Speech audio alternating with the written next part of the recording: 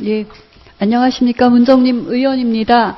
예, 인권위원장 인사청문회 때 이제 국가인권위법 개정의 필요성이 제기가 됐습니다. 그 이유는 국가인권기구 국제조정위원회 ICC 등급 재심사를 위해서 그 부분을 반영한 국가인권위법 개정이 필요하다라는 공감대가 있었고요. 오늘 업무보고를 서면으로만 하셨지만 개정 추진 배경과 내용이 나와 있습니다.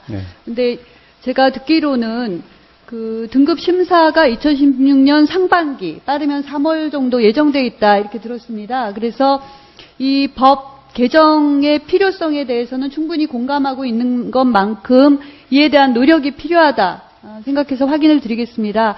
아까 말씀드린 대로 ICC 공고를 이제 충분히 반영하셨고 상반기 3월 등급심사 대비를 해야 되고 또 등급심사의 결정이 국제사회에서 대한민국 인권 수준의 판단 지표인 만큼 이 개정안 내용을 충분히 반영한 법 개정이 이루어져야 되는데 인권위원회 자격 기준, 또 선출 지명식의 세부 절차, 또 인권위원 구성의 양성평등 고려, 또 직무상 발언에 대한 책임 면제, 또 국가인권위 조직에 대한 규정에서의 독립성 고려 이런 것들을 반영하셨더라고요. 그렇죠? 그렇습니다. 예. 그래서 공고사항은 충분히 반영했다고 생각하는데 지금 일정상 지금 노력을 많이 하셔야 될 것 같습니다. 그래서 어떤 노력을 하고 계십니까 지금? 시간이 지금 촉박하긴 합니다만은 우리 담당 부처에서 의원님들께 여러 가지 사정도 말씀드리고 이렇게 하는 것으로 알고 있습니다. 예.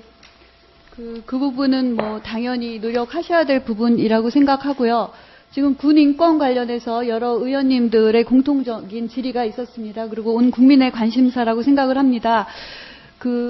인권위원장님께서 소외된 계층, 특히 본인이 인권을 말할 환경에 처해 있지 않은 부분의 인권까지도 찾아내는 그런 부분을 좀 다짐하신 바가 있는데요. 특히 군이라든가 정신병원, 요양시설, 교도소와 같은 구금시설 이런 데서는 사실 당사자가 인권 침해나 차별 행위를 호소할 수 없는 경우도 많이 있습니다. 그런데 불구하고 그 인권 침해나 차별 행위 진정 사건을 접수하고도 처리된 퍼센티지를 보니까 굉장히 적더라고요. 당사자의 요구대로 처리된 경우.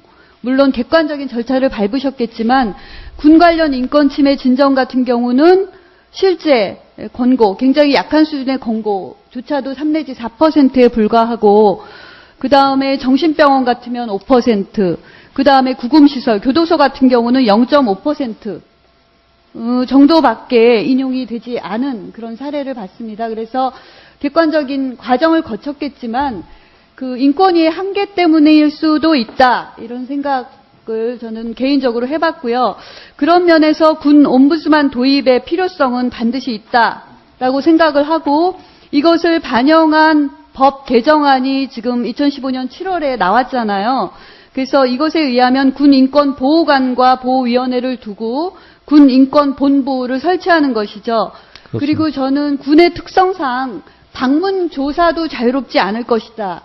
자료 제출 요구에 응하는 경우도 있을 것이다 라고 생각을 했었는데 이런 특별한 경우를 제외하고는 방문 조사에 거부하지 않도록 또 자료 제출 요구에 거부하지 않도록 이런 조항들을 신설을 하셨잖아요. 그리고 군사건 관련도 1년 이내에 진정하지 않으면 또 각하되는 경우에 더 이후에도 조사할 수 있도록 이런 조항을 많이 넣으셨거든요. 그래서 그 군에서의 인권 침해 진정 사건에 대해서 효과적으로 대응하지 못하는 부분에 대한 대안이라고 생각을 합니다. 그래서 사실 김종태 의원님께서는 저와 개인적으로 조금 다른 의견을 가지고 계신 것 같기는 한데 사실 군이라는 특수한 상황, 국방의 의무도 다해야 하지만 또 군이라는 어찌 보면 폐쇄된 공간에서의 인권에 대해서는 좀 전문성을 가지면서도 또 법체계와는 별개로 인권 문제에 접근할 수 있는 군 옴부스만 도입과 관련된 개정안에 담긴 취지를 충분히 실천할 필요가 있다라고 생각을 하는데 그것에 대한 좀 적극적인 노력을 어떻게 하실 것인지 또 이것의 필요성을 좀 충분히 이 자리에서 좀 밝혀주시기 바랍니다. 예, 군인권 보호관의 필요성에 대해서는 사실 그동안 특위라든가 이미 그와 같은 공감대가 어느 정도는 형성이 돼서 개정안이 마련된 것으로 알고 있습니다. 다만 추진하는 과정에서 국방부에서 여러 가지 뭐 군사기밀이라든가 군사보안 뭐 이런 문제를 들어서 강하게 반대하고 있는 상황이고, 또 행정부라든가 어떤 예산상의 문제, 조직상의 문제 이런 것으로 반대하는 의견이 많습니다. 그래서 우선은 정부 부처의 반대를 어떻게 설득하느냐, 그게 중요하다고 생각하고 그 부분에 대해서 노력을 하려고 합니다. 네, 수고하셨습니다. 다음은 이춘석 간사님 질의해 주시기 바랍니다.